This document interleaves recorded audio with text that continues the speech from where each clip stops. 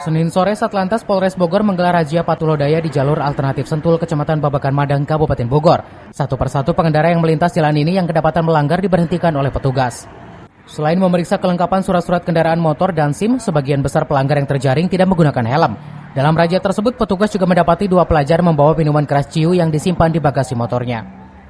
Ini malah manjang loh ini. Terminal apa? Terminal sih hitungannya itu mah. Cibinong. Ya Cibinong. Berapa duit sebotolnya? 12, 15. 20.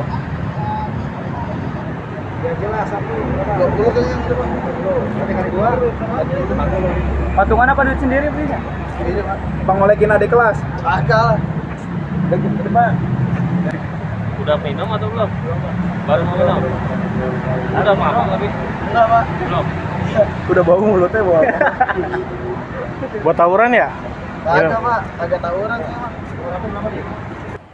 Sementara itu, dalam razia tersebut tercatat ada 50 kendaraan yang terjaring dalam operasi patuh lodaya yang digelar di Jalan Alternatif Sentul.